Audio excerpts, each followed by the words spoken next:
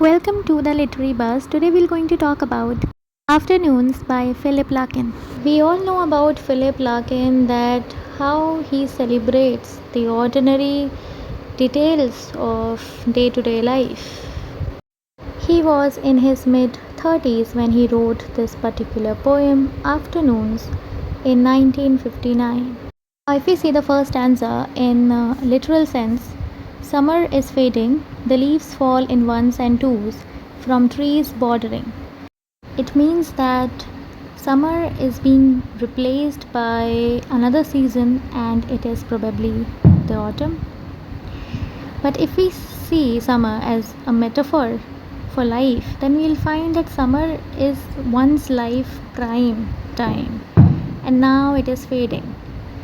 So, when the prime time of one's life is fading, which means that the person is probably thinking that the past was glorious for him or her. But what Philip Larkin want to say?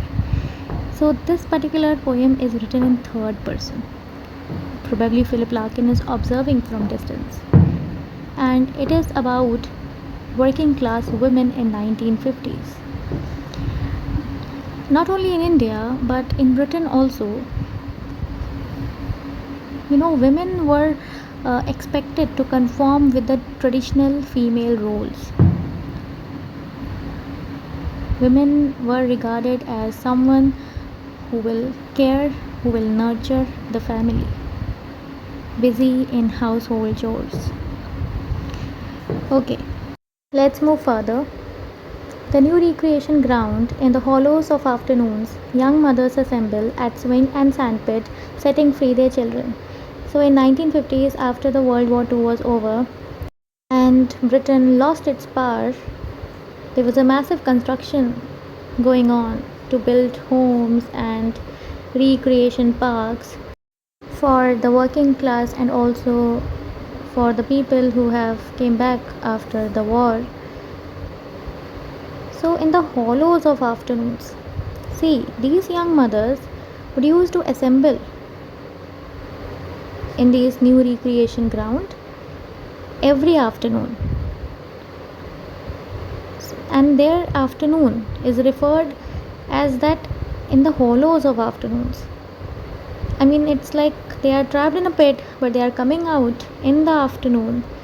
They have empty lives but they are coming out in the afternoon just to assemble in the recreation ground, which means it's a kind of tedious routine and there is no choice.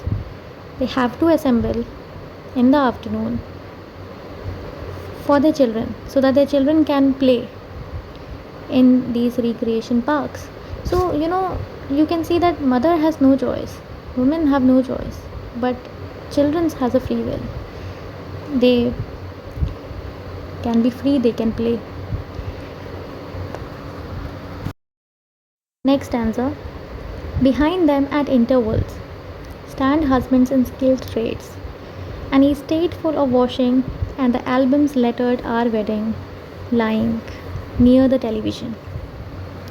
Which means that these husbands who are skilled traders or come from working class, they are only married to their wives because they have to give or provide financial assistance to them. It's not a romantic relationship but just a relationship where men are acting as providers. An estate full of washing and the albums lettered Our Wedding lying near the television. Before them the wind is ruining their coating places. Now it tries to tell you that working class life is very difficult and wife has to fit in traditional gender roles, and you can see that their wedding album is just lying near the television, which means that there is no love in their relationship. If there was any love, it has now faded. And television, which seems that people are now glued to television screens, they're very addicted to it.